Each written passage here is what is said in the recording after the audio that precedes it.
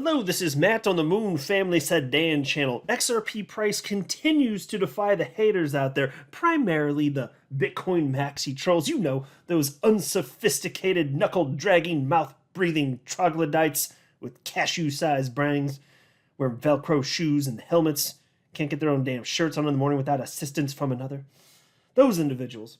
Well, XRP continues at this point to move in tandem with the market, but within the last 24 hours had a high of 54.4 cents. Wasn't it supposed to be zero? I was told a couple years ago that it was going to zero. It's going out of the top 10, and then it would be at zero. But here it is, one of the most valuable cryptocurrencies on the entire damn planet. And we've finally reached a point, after over 2 years, where the consensus at this point, and I don't say this, it's one of the few instances where I think the majority is getting something right, because when it comes to investing so frequently, there are times when the crowd just gets it wrong. But even if you're not looking specifically at the crowd, but if you're just looking at the general consensus from the people who are voices within the world of crypto in general, inside and outside the XRP community, the consensus has become, XRP is going to absolutely rocket and melt faces. That's the general consensus, with the caveat being, so long as there is a positive decision in the SEC v. Ripple case from Judge Torres. And just tell me, is there a single human who disputes that at this point? But before going any further, I do want to be clear, I do not have a financial background of any kind. I am not offering financial advice, and you definitely should not buy or sell anything because of anything I say or write. I'm just an enthusiast who enjoys making YouTube videos about crypto-related topics, but just as a hobby and just for fun. Now, Bitcoin, by the way, good for you, Bitcoin. I do like seeing this. So Bitcoin 24-hour high, $30,988, according to Live CoinWatch. But I will note, in certain markets, Bitcoin did break $31,000. It's just like, in a general sense, there are certain levels where it's just like you can tell, even if you're not a chart analyst, there's going to be some sort of psychological barrier. And when you're eking out at times like we saw in 2022, as you're finally pushing up against even just 30,000 for the first time right there, even if you're not a chart analyst, and I'm certainly not, of course that's a psychological level. And analysts would say that too. But so even just getting up to this next level, it's just funny how you get to that next 1,000 and it's just like people, you can see how they're behaving. And again, you don't have to be an analyst. If you just look at the price action, if you're just being observant, you can see getting up to 1,000, well, I don't know, we're getting close. Oh, maybe I got to sell now. And it's just silly human behavior. But so here you can see, according to Live CoinWatch, $12 short of 31,000. But again, like I said, in certain markets, Bitcoin did exceed $31,000 already. And I love to see this because Bitcoin just leads crypto markets, and everything else follows. Although I will tell you this, when we get positive clarity in the SEC v. Ripple case, I believe that XRP is absolutely going to rocket, and everything else will just follow as a result of that. Because it'll be viewed, I think, positively for altcoins in general. But the truth is, it's positive for XRP the most, because that will mean that XRP is the only large cap coin in existence that has regulatory clarity. Even Bitcoin won't have that. And so all the other coins, yeah, you could be optimistic that in the future, should your other altcoin of choice get attacked by the SEC, that they'd be victorious as well. But it's not that there would be some sort of magical clarity for all those other coins instantaneously. No, those battles would still have to be fought. There's been no sufficient action from Congress taken to cite who's specifically in charge is what. And even then, there's specific rules from whatever government agency should be in charge. Then you have to make sure that's sufficiently in place. So we're miles away from that. But it would still be good if you're an XRP holder. You know what I'm saying? And by the way, Crypto Fear and Greed Index, 68 out of 100. So definitely a typical retail speculator in full-blown greed mode here for obvious reasons. And look at some of these headlines. This is one from the Crypto Basic. BitBoy says XRP about to make investors rich. Now, I can't argue with that. I don't make price predictions. I don't know what's going to happen, but my strong supposition, very strong supposition, is that if what we think is going to happen happens, to the upside. But it's a no-brainer at this point, right? Like, in terms of the risk versus reward opportunity with XRP, is it not a no-brainer at this point? Which isn't to say there's no risk. Of course there's risk. If we get a horrible ruling, the market's going to tank, but it is what it is. I'm taking the risk. I am taking the risk for myself. But here's the tweet from Ben Armstrong, also known as BitBoy Crypto. The Ripple case could end literally any day. When one thing ends, it's the beginning of something new. In this case, the new thing is you getting rich if you stuck with XRP in the XRP army. It's about time to get your rations. Well, that's how I feel. I'll tell you what, I've been holding XRP for over half a decade, and I think I would have got my damn rations back in 2021 if not for the SEC, because I firmly believe XRP would have hit a new all-time high back then. So we've had to be patient. It's not our fault. It's not like we made a bad decision holding XRP in 2021. That's what I think anyway.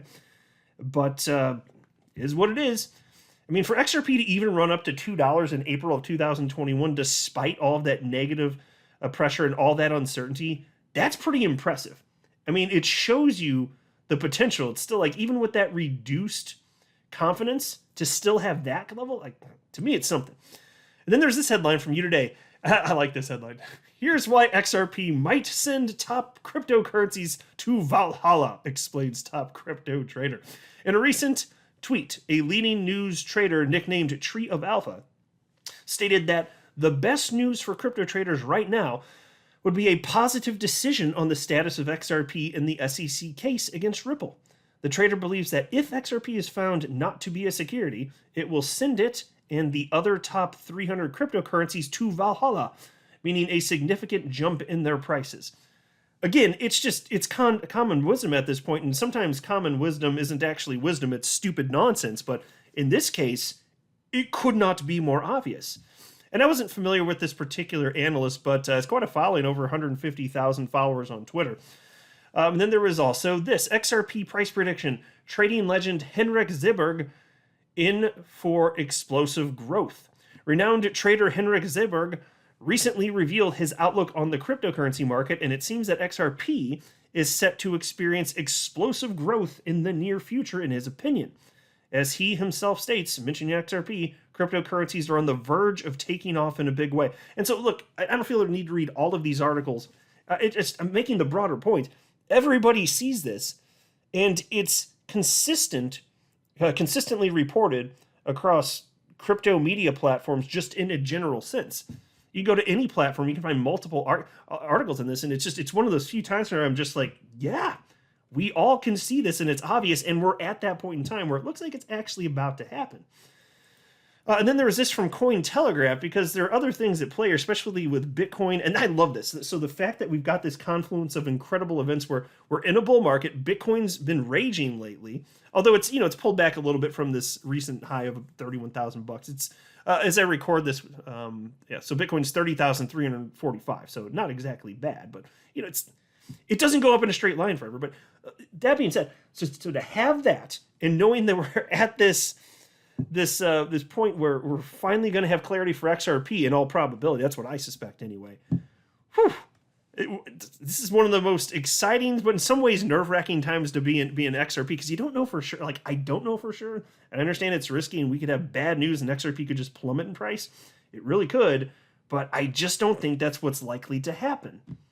And even if it did plummet in price, markets find bottoms always, so, But anyway, so check this out. Data from Cointelegraph Markets Pro and TradingView captured new 10-month highs of $30,035 for Bitcoin on Bitstamp. The pair, so is BTC USD, the pair had risen gradually the day before after a consolidatory period. I said that weird, didn't it? Consolidatory period, or maybe I said it right, around new macroeconomic data prints from the United States. These had furthered the bullish risk asset narrative, with the consumer price index, CPI, and producer price inflation, PPI, prints showing inflation slowing faster than expected. While Bitcoin did not react immediately, the latest uptick reinforced market participants' convictions over continued strength and a break with the long-term downtrend. So, inflation, not exactly where you wanted, but heading in the right direction. Bitcoin responding positively into the SEC v. Ripple case, not looking too bad. And then there was this. So there were a couple articles in recent days from the Daily Hodl covering content from Dan Tapiero, I think so there, Dan Tapiero, who runs a notable fund in the world of crypto They covered some comments from him back on April 9th, and then there were some from literally just yesterday. And I want to share a couple of things he had to say here, because I shared the general outlook. And by the way, I've seen him in an interview some time ago. It was probably over a year ago. And, regarding his perspective on the SEC Ripple case, he's pretty well. It's not like he's some sort of XRP cheerleader, but I think he kind of gets the big picture, and he recognizes that there's not sufficient regulatory clarity in the crypto space. And he said something which actually I was just talking about a minute ago, which is certainly true, which is, when it comes to what happens in the SEC Ripple lawsuit here, even if it's positive for Ripple and XRP holders, that doesn't provide clarity for the rest of the coin. So markets might rally thinking, okay, well, this is a good sign. We're winning the battle. We go in the right direction. And that very well may happen.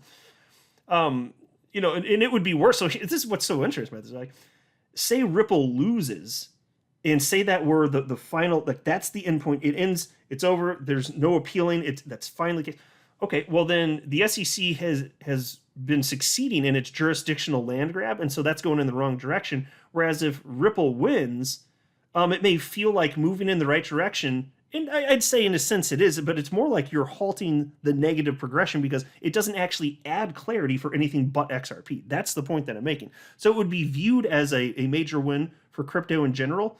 And of course, fair enough. I'm just saying it wouldn't actually provide the clarity that we all want for the other coins. Like, I'm still going to be very worried about which of the other coins I hold that the SEC is going to attack next, because I hold about 30 different cryptocurrencies.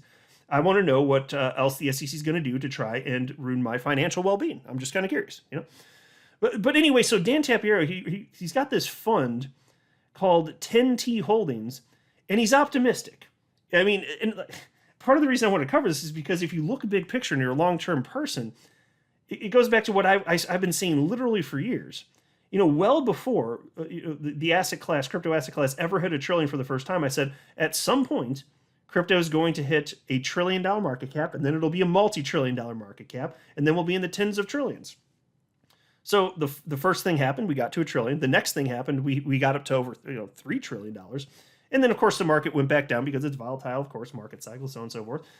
But the next thing I said years ago is still going to happen. It'll end up in the tens of trillions of dollars, which is why it's so obvious to me that crypto is, in a general sense, the best way to achieve life-changing wealth. It just is. I firmly believe that. And so that is still coming here. It's just a question of how is that going to unfold. There's going to be tons of coins that absolutely fail. But I wanted to share some of these comments with you. So there are, again, 2 articles. I'm going to share part of the first one, just the quotes from it. This one's from April 9th, and then I'm going to get to the one that's slightly newer, just from yesterday. But this one was titled, Institutional Interest in Bitcoin and Crypto Really Picking Up in Several Sectors, says macro investor Dan Tapiero. And so I love getting insight from the guys that are on the ground. The hedge fund guys.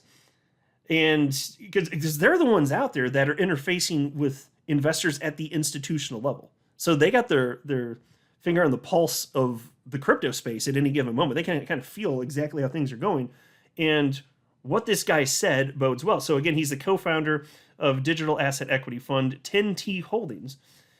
And he said the following, quote, "Right now, it's really picking up. You'd be surprised. It's from people who have no exposure, but who sort of, especially in the last 6 weeks, they're sort of seeing, oh, well, Bitcoin's up 70% on the year or 30% during this banking crisis. And you know what? That kind of makes sense. And they didn't need a bailout in that world. And there are some bad actors, but there's a lot of value there and a lot of different things going on. There's stuff going on in the DeFi world.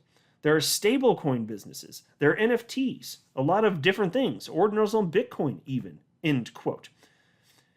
So I love seeing that. And again, it's just another thing to be aware of. And look, we all knew this, right? If we're being real. Even at the depths of the bear market in 2022, did anybody think that institutional investors would never come back in force? Of course, and same with retail speculators. It's all the same. It's just cyclical. It's a question of time. And then there was this from the Daily Huddle, and this is the new one from just yesterday. Bitcoin to reach $300,000 to $500,000 in massive price eruption, according to macro guru Dan Tapiero. Here's why. So when you're talking about Bitcoin at $500,000, which I do think is possible. I don't make price predictions, but that doesn't seem wacky to me at some point in the future. You are talking Bitcoin at over, if Bitcoin were, in full circulation. I know it's a little bit shy of that. I can't remember how much Bitcoin's been mined. 19.3 million out of the 21 million? I don't know. It's something around there. But anyway, the point is, if all the Bitcoin were mined, you're talking about over $10 trillion right there just for Bitcoin if it's worth $500,000 each. And that doesn't seem wacky to me. The idea of an asset class for crypto that's over $100 trillion, that doesn't seem wacky to me at some unknown point in the future either. It's such early days now, which is why there's so much excitement around it. That's why you listening to this, you probably feel like me. We are early enough that that's why the excitement's. We understand the multiplier effect. If you're talking about an asset class going from 1 trillion to ultimately 100 trillion, my God. And by the way, that doesn't mean just a 100-fold increase necessarily for people investing, which would already be incredible and awesome. But the smaller coins, like XRP, for example, the multiplier effect would be far more than 100, wouldn't you think?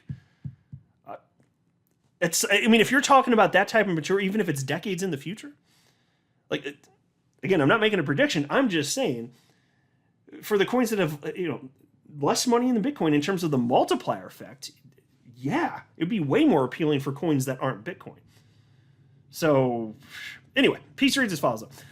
Macro investor and fund manager Dan Tapiero is doubling down on his prediction Bitcoin will soar to as high as $500,000. In a new interview with Scott Melker, Tapiero says that he named his crypto investment fund 10T after his 2019 prediction that the total market cap for cryptocurrencies would increase 30x and reach a $10 trillion market cap.